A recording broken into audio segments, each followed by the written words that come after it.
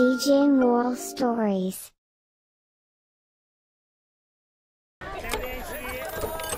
ఈ కథ ఒక పేదపు గుర్రపు బండివాడి కథ. రామ్నగర్లో సుగన్ అని ఒక గుర్రపు బండి అయినా ఉండేవారు. ఆయన ఒకరోజు రైల్వే స్టేషన్ ముందు నుంచుని ఆరిచ్చి పిలుస్తూ ఉన్నారు. రామ్నగర్ రామ్నగర్, ఎవరికంతా రామ్నగర్ వెళ్లాలనో మన గుర్రం బండిలో వచ్చి ఎక్కుకోండి. బాబు, రామ్నగర్ వెళ్ళటానికి బస్సో టాక్సీయో లేదా? రామ్నగర్ వెళ్ళాలంటే మన గుర్రం బండే సార్, వేరే బండి లేదు సార్, వచ్చి కూసోండి. సుగన్ పొద్దున్నుంచి సాయంత్రం వరకు బండి నడుపుతారు. ఇంకా చీకటైన తర్వాతే ఇంటికొచ్చేస్తారు. రాత్రి సమయంలో తనకి ఆకలేస్తుంది. ఆయన వాళ్ళ అమ్మగారిని భోజనం అడిగి ఇలా చెప్తారు. చాలా భయంకరంగా ఆకలిస్తుంది, అన్నం పెడతారా? ఆగు బాబు, ఇదిగో నీకు భోజనం తీసుకొస్తా.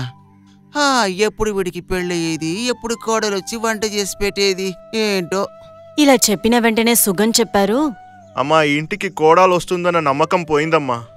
ఏంటి బాబు ఇలా అపశకనంగా మాట్లాడుతున్నావు? చెప్పకుండా ఏమమ్మా చేసేది? మీను 8 సంవత్సరాలుగా వెతుకుతున్నారు కదా, ఇప్పుడు వరకు ఎవరు పిల్ల ఇస్తాను చెప్పను కాదు. దీన్ని చూస్తేనే తెలియదా ఇంకా నాకు పెళ్ళి ఎంత జరగదమ్మా. ఇది వినిన సావిత్రి చాలా సైలెంట్ గా ఉన్నారు. ఇంకా లోపలే దేవుడికి ప్రార్థన చేసుకున్నారు. ఈశ్వరా, నా కొడుక్కి ఒక కుటుంబాన్ని ఏర్పరచు, వీటికి ఒక తోడు రావాలి. ఈ పేదదాన్ని ఆశ నెరవేర్చయ్యా. ఒకరోజు సుగన్ గ్రామం నుంచి స్టేషన్ కి వెళ్తూ ఉన్నారు. అప్పుడే ఒక అందమైన పడుచు పిల్ల ఆయన గుర్రపు బండి దగ్గరికి వచ్చి ఆరవడం మొదలుపెట్టింది. కాపాడండి, కాపాడండి, కాపాడండి, వీళ్ళని చంపడానికి వస్తున్నారు, వీళ్ళ దగ్గర నుంచి నన్ను ఎవరైనా రక్షించండి. సుగన్ ఆ బండిని ఆపిన వెంటనే కొంతమంది అబ్బాయిలు కర్ర తీసుకుని అమ్మాయిని కొట్టడానికి తరుగుతూ ఉన్నారు. ఇంకా అమ్మాయిని చూసి అరవడం మొదలు పెట్టారు. కొట్టండి, అందరూ ఈ పిచ్చిదాన్ని కొట్టండి. నేను పిచ్చిదాన్ని కాదు, నన్ను కొట్టొద్దు, దయచేసి నన్ను ఎవరూ కొట్టొద్దు. ఉండండి ఉండండి, ఎందుకు ఈ ఆడమని కొడుతున్నారు? కొంచెం నిదానంగా ఉండండి, ఎందుకు ఇటు చేస్తున్నారు? సుగన్ అలా చెప్పేది విని కర్రతో పెట్టి కొట్టడం మానేసి ఇలా చెప్పారు. నీకు తెలియదు బాబు, ఈ అమ్మాయి అందరి పిల్లల్ని తీసుకెళ్లి అమ్మేస్తుంది. ఈ ఆడామ ఉందే, ఇది చాలా చెడ్డది. బిడ్డలకు ఆట చూపించేసి అట్నే తూక్కుని పొడుస్తుంది. అదే మాకు అందరికీ భయంగా ఉంది. ఇది వినిన తర్వాత సుగన్కి కోపం వచ్చి అమ్మాయిని చూసి ఏం అడిగారంటే, వీళ్ళు చెప్పేదంతా నిజమా? నువ్వు బిడ్డల్ని దొంగిలిచ్చే ఆమనా? లేదండి, నేను పిచ్చిదాన్ని కాదు, పిల్లల్ని దొంగలించేదాన్ని కూడా కాదు. పిల్లలంటే నాకు చాలా ఇష్టం, అందుకని ఏ పిల్లల్ని చూసినా కూడా నేను ఎత్తుకొని ముద్దాడుతూ ఉంటాను. ఈ విధంగా చెప్పి ఆ అమ్మాయి ఏడిచింది. ఇంకా సుగనికి అమ్మాయి పైన జాలేసి అమ్మాయిని తోడు తీసుకొచ్చారు. సరే, నువ్వు ఎవరు, ఏ ఊరు నుంచి వచ్చి ఉండావని చెప్తావా? నా పేరు శ్యామల అండి, నేనొక అనాథని. అప్పుడు నీకు బిడ్డలంటే చాలా నచ్చుతాయి కదా? అవునండి, చాలా ఇష్టం. నాకనే ఒక బిడ్డ పుడితే ఆ కోరిక నెరవేరుతుంది. పిల్లని చెప్పిన వెంటనే సుగన్ ఆ పిల్లని బాగా చూశారు. నవరసాలు నిండి ఉన్న అందమైన అమ్మాయిని చూసి సుగన్ ఆయన మనసుని పారేసుకున్నారు. అక్కడ శ్యామ్లా కూడా సుగన్ని చూసి మనసు పారేసుకుంది. సుగన్ శ్యామ్లా దగ్గర ఈ విధంగా చెప్పారు, నువ్వు ఎవరినైనా పెళ్లి చేసుకుంటే కదా నీకున ఒక బిడ్డ పుడతాయి. మీరంటే నాకు చాలా నచ్చింది సారు, మీరు ఎందుకని నన్ను పెళ్లి చేసుకోకూడదు? ఇది వినిన తర్వాత సుగన్ మనసులో పెళ్లి ఆశ మొదలైంది. ఆయన ఇంకసలు సమయాన్ని వృధా చేయకుండా శ్యామ్లాని పెళ్లి చేసుకోవడానికి సిద్ధమైపోయారు. వాళ్ళిద్దరూ ఒక గుడిలో పెళ్లి చేసుకున్నారు. సావిత్రి సుగన్ మరియు శ్యామ్లాని చూశాక వాళ్ళకి సంతోషం పట్టలేదు. అద్భుతం బాబు, చాలా అందమైన కోడల్ని తీసుకొచ్చావు. నిజం చెప్పాలంటే నా కోడలు చందమామలా ఉంది. అమ్మా, ఇప్పుడు మీకు సంతోషమే కదా? అరే, నా సంతోషాన్ని మాటల్లో చెప్పలేను. ఇతరులు నా కోడలు మొహాన్ని చూసినప్పుడే నాకు అసలైన సంతోషం లభిస్తుంది. నా కోడల్ని చూసి అందరూ పొగడతారు. సావిత్రి కోడల్ని అందరూ చూశారు. చుట్టుపక్కల వాళ్ళందరూ శ్యామ్లో ఒక రంగుని చూసి చాలా ఆశ్చర్యపోయారు. ఓయబ్బో సావిత్రి, నీ కోడలు దేవలోకపు రాణిలా ఉంది. మీ అబ్బాయి చాలా గొప్ప అదృష్టవంతుడు. ఆలస్యంగా పెళ్లి చేసుకున్నా అందమైన పిల్లనే చేసుకున్నాడు. ఇదంతా ఈశ్వరుడి దయనే. రోజులు గడుస్తూనే ఉండింది. శ్యామ్లా కూడా గర్భవతి అయ్యింది. శ్యామ్లా గర్భవతిగా ఉంది అనేది విని శ్యామ్లా మనస్ఫూర్తిగా చాలా సంతోషపడి ఈశ్వర్ని పూజించింది. ఈశ్వరా, నీ దయ మర్చిపోలేను. నేను ప్రాణాలతో ఉన్నప్పుడే నా కొడుక్కి మంచి జీవితాన్ని ప్రసాదించావు. ఇప్పుడు బిడ్డ కూడా పుట్టబోతోంది. నీ కృప వలన నాకు మనవరాళ్ళు పుట్టి నేను బామ్మ కాబోతున్నాను. ఇంకా అలాగే కొద్ది రోజులు గడిచింది. హఠాత్తుగా ఒకరోజు శ్యామ్లాకి పురుటి నొప్పులు మొదలైంది.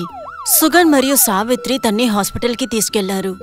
వాళ్ళిద్దరూ బిడ్డ పుట్టపోతుందన్న సంతోషంలో చాలా సంతోషంగా ఉన్నారు. అప్పుడే హాస్పిటల్లో ఒక చాలా పెద్ద కన్ఫ్యూషన్ వచ్చింది. ఒక అమ్మాయి గర్భంలో పామా? నర్స్ నర్స్ ఏంటమ్మా ఇది? ఒక పాము పిల్ల పుట్టిందేంటి? డాక్టర్ త్వరగా రండి, లేకుంటే పాము కాటేస్తుంది. ఇలా చెప్పిన వెంటనే డాక్టర్ నర్సు ఆ చోటు నుంచి పరిగెత్తారు. ఇంకా తర్వాత ఈ విషయం హాస్పిటల్ మొత్తంగా ఒక తుఫాన్ లాగా పెరిగింది. ఈ విషయం గురించి వినే వాళ్ళందరూ చాలా ఆశ్చర్యపడ్డారు. అమ్మ కడుపులో పాంబా ఏంటిది? చాలా ఆశ్చర్యంగా ఉంది. ఈశ్వరుడు ప్రసాదించిన వింతని ఇంతకుముందు ఎప్పుడూ చూడలేదు. సుగన్ మరియు సావిత్రి అందరూ హాస్పిటల్ అటు ఇటు తిరిగేది చూసి భయపడ్డారు. అప్పుడే డాక్టర్ ఆ చోటికి వచ్చారు. ఏమైంది డాక్టర్? ఎందుకు ఇంత గోలగా ఉండాలి డాక్టర్? ఎందుకు ఈ హాస్పిటల్లో అసలు అందరూ ఒకలాగా ఉన్నారు? దీనన్నిటికీ కారణం నువ్వేనయ్యా. నీ భార్య గర్భంలో పుట్టింది పాము పిల్లయ్యా, పాము పిల్ల.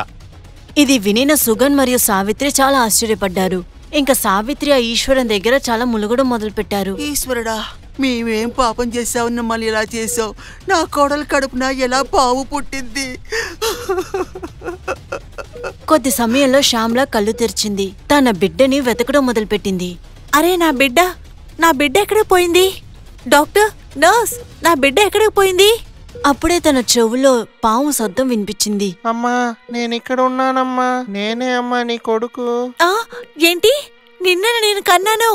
లేదు, అలాంతా అయ్యుండదు. ఇదే అమ్మా నిజము. అది వినిన శ్యామ్లా చాలా ఎక్కి ఎక్కి ఏడిచింది. తలరాత అనుకుని బాధపడింది. ఒక నాగానికి తల్లిని చెప్పుకునే కన్నా చనిపోవచ్చు. నేను ఇంతకు మించి ప్రాణాలతో ఉండను. నేను చచ్చిపోతాను.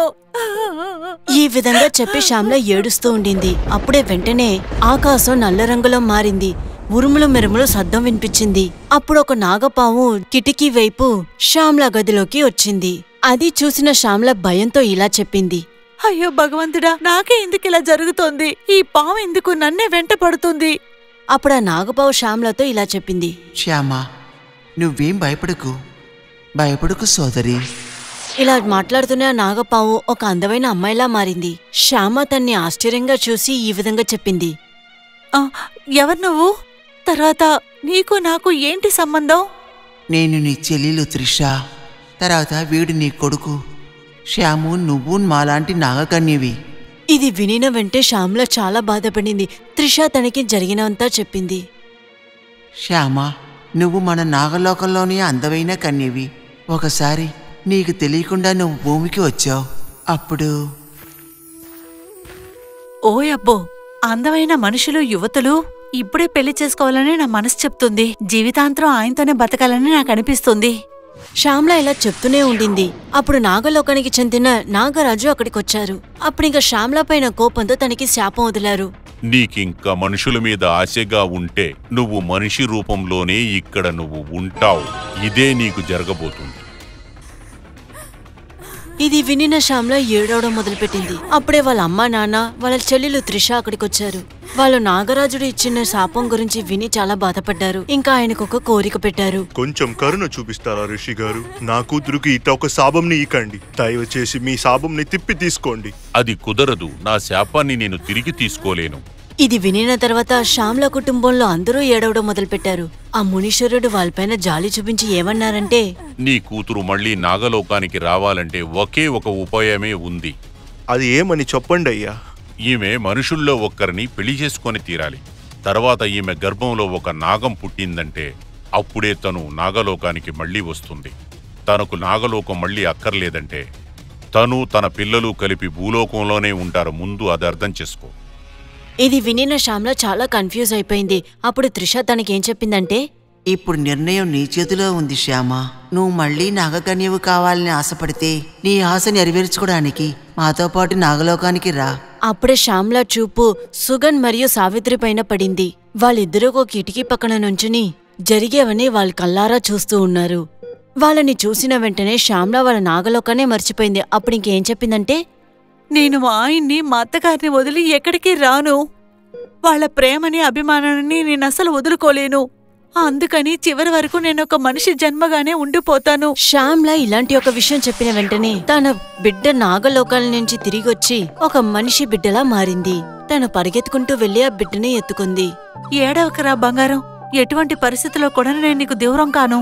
ఓ తల్లికి బిడ్డకి ఉన్న ప్రేమని చూసి త్రిష చాలా సంతోషపడింది. ఇంకా మళ్ళీ తర్వాత నాగపావులా మళ్ళీ కిటికీ నుంచి బయటికి వెళ్ళిపోయింది. ఇంకా సుగన్ మరియు సావిత్రి కూడా శ్యామ్లే ఒక త్యాగాన్ని చూసి చాలా గర్వపడ్డారు. సంతోషంగా తన్ని వాళ్ళు ఒప్పుకున్నారు.